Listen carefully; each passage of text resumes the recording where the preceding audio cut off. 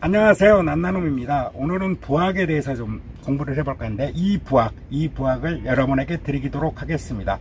여러분에게 드리는데 모든 분에게 다 드렸으면 좋겠지만 그렇게 많지는 않고요, 저도 하고 있다 보니까 많지는 않기 때문에 이 부학을 여러분에게 드리는데 대신 밑에 댓글로 신청해 주시면 됩니다. 다른 조건은 별로 없고요, 알람하고 구독을 누르신 상태에서 댓글로 신청해 주시면 제가 추첨에 의해서 뽑아서 공정하게 한 분에게 보내드리겠습니다. 물론 택배비도 제가 부담하겠습니다.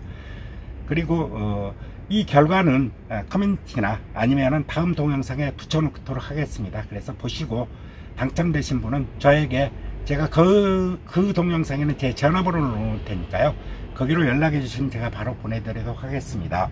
그럼 오늘은 부학에 대해서 한번 기르는 법, 구매하는 법에 대해서 알아보도록 하겠습니다. 부학에 대해서 키우는 법과 분갈이하는 법, 구입하는 법, 이거에 대해서 알아볼까 합니다. 부학 같은 경우에는요, 산에서 산채된 품종이 아닙니다. 한 양란농가에서 무지 산채품을 파종하는 과정에서 이 실생으로 많이 만들어졌으니까, 실생이라는 게 뭐냐면 씨를 파종해서 파종된 씨에서 나온 거기 때문에 굉장히 많은 양의 대량으로 생산할 수가 있습니다. 그래서 무늬가 아주 굉장히 뛰어나고 그러는데도 가격이 저렴하고 초심자들이 키우기도 쉽고 그래서 접하기 쉬운 품종 중에 하나가 부학입니다. 부학 같은 경우에는 종류가 아주 굉장히 많습니다. 무슨 부학이 있고요, 백색을 나타내는 부학보, 능삼채, 대강아, 금오금, 옥기, 청축부학, 대나번, 비천, 대야금, 부용금, 청축부용금, 천왕산, 추홍금, 부도금, 부학하고 똑같이 생긴 것 중에서 산채품으로는 위, 보선, 그런데 이제 이것도 부학 품종으로 넣은 이유는 산채는 했는데 생김새 자체가, 무늬의 패턴 자체가 부학하고 똑같기 때문에 부학류에 포함시켜서 이제 하는 분도 있고, 산채품이니까 빼자 하는 분도 있는데, 요즘은 대체적인 게 이제 부학에 포함시키는 것입니다. 그러면은 우선 구입하는 방법 자체는요, 대부분 이제 농장에서 하면은 포토분이나 이런 토분이나 이렇게 나오는데요, 뿌리 상태가 썩어 있는 경우도 있고 물갈이가 잘못돼서 뿌리가 많이 상해 있는 경우도 있습니다. 이거 같은 경우는 청축입니다. 니가 전혀 안 묻어 있어서 청축인데, 이런 경우에는 청축 부학이라고 그러죠. 그 다음에 이 경우 같은 경우는 니축입니다. 여기 보면은 진흙 색깔이 나죠. 여기 이게 축 부분인데 이건 니축 부분입니다. 그래서 이건 니축 부학, 그냥 부학. 이거 같은 경우는 축 자체가 니가 안 묻어 있습니다. 이거는 축이 청축이다. 그래서 청축 부학. 일단 분갈이를 해 보겠습니다. 구입할 때는 될 수 있으면 뿌리 상태가 아주 좋고 깨끗한 것을 구입하면 좋은데, 일단 분을 텁니다. 분을 털게 되면은 이 상태에서 이거를 사용해서 이렇게 슬슬 긁어내도 됩니다. 썩은 뿌리를 이렇게 제거하면 됩니다.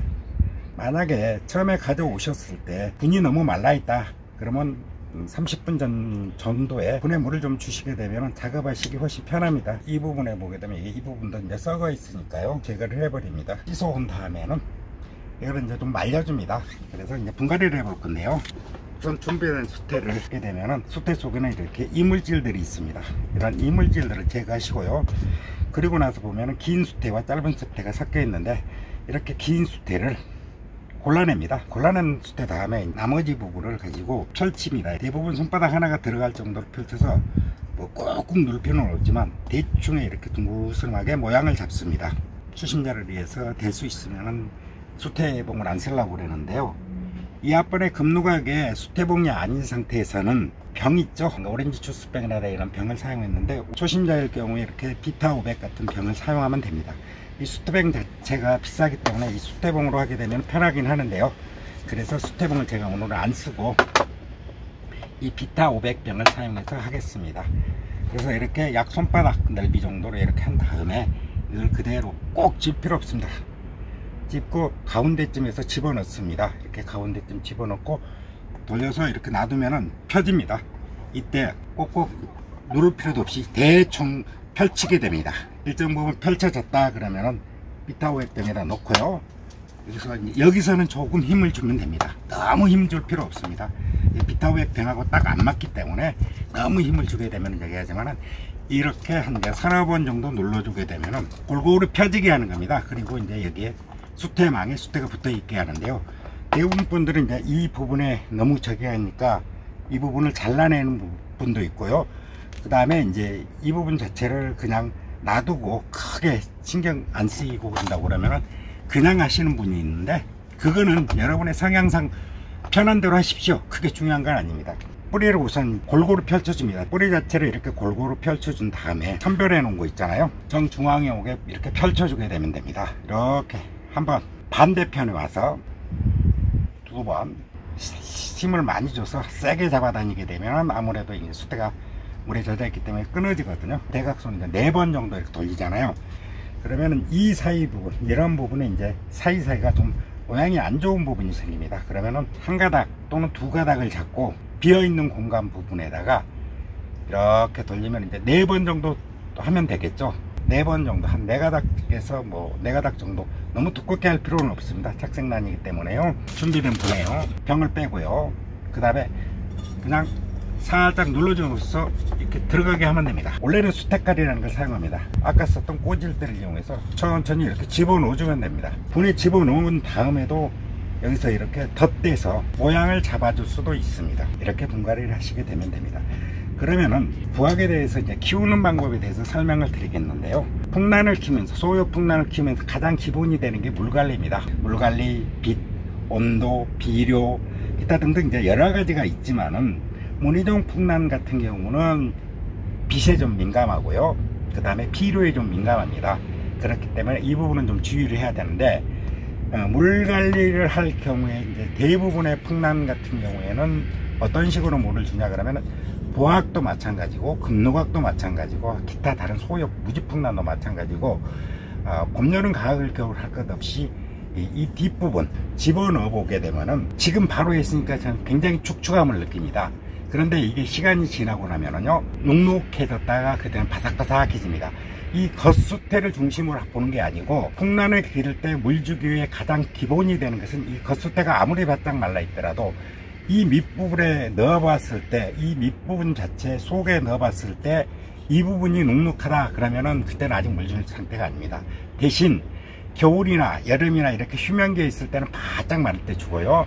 봄이나 가을이나 이런 때는 성장기잖아요. 성장기일 때는 여기가 약간 눅눅하다, 그래서 물 주는 게 조금 이른 듯 싶다 그랬을 때 물을 주면은 오히려 풍란이 잘 자랍니다. 봄, 가을에 너무 말리게 되면은 죽거나 이러진 않지만 성장이 약간 더디기 때문에 봄, 가을에는 물을 좀 많이 주는 게 좋습니다. 빛 같은 경우는요, 여름에 땡볕을 준다 그러면 타게 됩니다. 타게 돼서 입장이 탈락되고 여러가지 폐해가 발생되는데요. 그래서 여름 같은 경우 빛은 보통 50% 정도 차강을 시켜주고요. 부학은 빛이 좀 많아도 괜찮고요. 빛이 너무 적으면 이게 후암이 됩니다. 대부분의 빛이 좋으면 이렇게 노란색 무늬, 부학보라고 하면 하얀색 무늬가 이제 발색이 좀 잘 되기 때문에 빛을 적당량, 쉽게 얘기해서 한 3만 룩스 이상 정도, 이 정도는 줘야 부학이 잘 자라게 됩니다. 그러니까 그 점은 우리가 꼭 염두에 두시고요.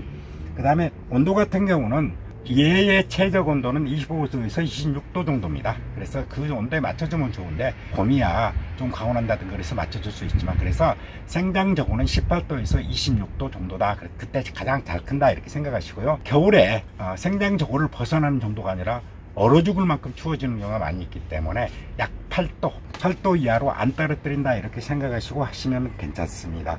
그리고 아까도 말씀드렸지만 비료 같은 경우에는, 비료는 이 부학이 다른 무늬 정도는 비료를 주게 되면 무늬가 어두워지게 됩니다. 그렇지만은 이 부학만큼은 산반성 무늬가 됐는데, 물론 나중에 비료를 안 줘도 어두워지지만 비료를 잘 받고요, 비료를 좀 줘도 질소질 비료에 대해서도 무늬가 어두워지는 것이 덜하기 때문에 성장기에는 질소질 비료를 충분히 줘도 괜찮다 이런 얘기입니다. 그러면 오늘은 부학에 대해서 설명을 드렸습니다.